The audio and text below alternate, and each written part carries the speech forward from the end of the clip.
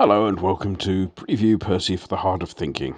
Next up we visit Anfield for a supporter-unfriendly 8pm kickoff on a Monday night. That's okay then, as long as the TV companies are happy. Liverpool are of course a million points ahead of us in the league, something they've achieved with more than a little assistance from PGMOL. Now here's a funny thing. Liverpool have just lost 3 matches this season, and it's only 2 if you discount the League Cup farce at Villa. Their other defeats have come against Napoli and Atletico Madrid. So the only 2 games they've actually lost, really, have come in matches not controlled by PGMOL. The defeat the other night in Madrid was particularly amusing in that all the little refereeing decisions that go to break up a team's collective rhythm were present as usual, just not in the usual direction. The cynical fouls each side of the halfway line, the collapsing like a sack of spuds under the lightest of caresses, and the playing of the match officials by the Spaniards were all straight out of the Anfield playbook. In short, they were out Liverpooled, and Klopp, who remember complained about the referee who gave him a point at the Olympic last season, presumably for not making it all 3,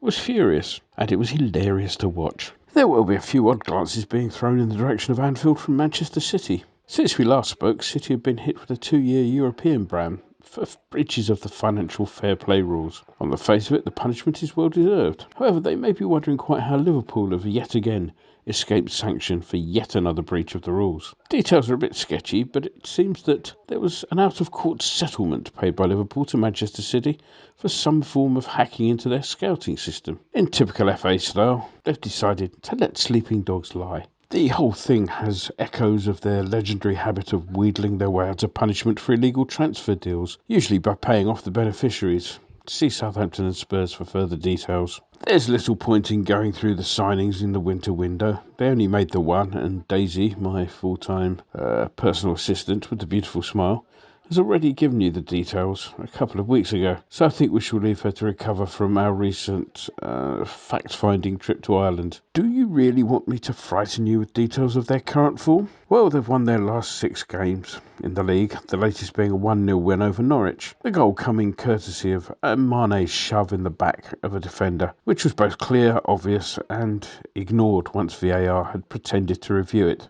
As we watch the match from our Irish hostelry of choice, as it happened live last week, I said, that's a push, and VAR will pretend it never happened. If only I'd been able to get a bet on. Of course, it being Valentine's weekend, post-match the BBC's Lovin' with Liverpool reached new heights, or if you don't have a cast-iron stomach, plumbed new depths. Who could fail to be moved as Lineker gazed deeply into Klopp's eyes and uttered the words, "The goal, there was that ickle shove, wasn't there?" That was the nearest the BBC got to questioning why A, VAR ignored something that it was set up to pick up, and B, why this happens so often to the advantage of the same team. Call me an old romantic though, but the sight of Lineker and Klopp going off hand in hand into the distance could only have been improved had they replaced the Match of the Day theme tune with the theme from Love Story. So, what's happened in the wild and wacky world of association football since last we spoke?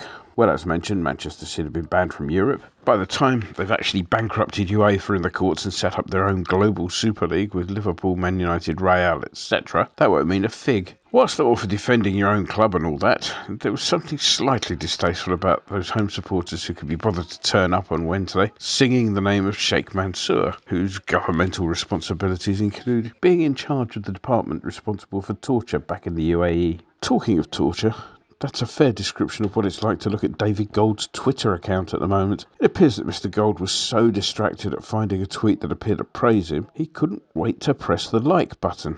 Of course, the rest of the tweet, it transpired, contained some less than savoury comments relating to some poor unfortunate who took her own life the other week. Gold, to his credit, did send a donation to a mental health charity by way of apology, though those of us who have criticised his stewardship of the club still await an apology for his endorsement of the phrase Neanderthals and morons. Yep, it's yet another public relations disaster to add to the many that have occurred. And remember, the Baroness says we don't have those. Elsewhere, it was VAR again, as a shocking challenge from Spurs' Lo Celso was deemed to be not even worthy of a yellow card, when a straight red was the only decision to give. Eventually, PGMOL admitted that they got it wrong, but not before one of the most disgraceful statements ever to come from that disgusting organisation. To put it bluntly, they lied to try and defend their officials. Again, the sooner responsibility for refereeing standards is vested back in the FA, as FIFA regulations actually require, rather than being in the hands of a group that consistently tries to protect its own interest at the expense of the game, the better. Meanwhile, as I've said before, who'd have thought putting VAR in the hands of a cabal of self-protecting incompetence would prove so disastrous? Everyone, that's who. And so, with the due sense of foreboding, we move on to us. Wednesday's result wasn't entirely unexpected, I suppose, but the nature of the performance was depressing in the extreme. It was almost as if they'd been told to play for a 2-0 defeat. I mean, yes, I can see why you wouldn't want to go gung-ho, what with goal difference being so tight, but this was gung-no. The tactics were poor, and there was little apparent desire to change things. The attacking substitutions, when they finally came, having all the appearance of window dressing changes made to make it look as if something was being done when it really wasn't. As for the manager's post-match comments as to how pleased he was with the players' efforts, well, let's just say there's a fine line between spin and insulting one's intelligence, and I believe that line was crossed. Injury news, and Frederick's damaged shoulder means that he'll join Yarmolenko and, inevitably, Wilshere on the unavailable list. Other than that, it's a full squad, so any selections are tactical and deliberate rather than forced. Just something to bear in mind. Prediction? Well, obviously we'll get nothing out of this. Even if we were good enough and set up with the right attitude, PGMOL have abandoned any pretense of neutrality, and they'll make sure that we won't get anything at all. I'll put the £2.50 I was going to buy a nice new t-shirt with, because apparently you now have to submit your choice of clothing to the club before each match, and that'll be going on a 4-0 home win, despite the suspicion that the odds will be depressed by Mike Riley having placed the same bet first. Enjoy the game, and remember, you can read the full version of this on kumb.com, including the ever-popular Percy's Poser.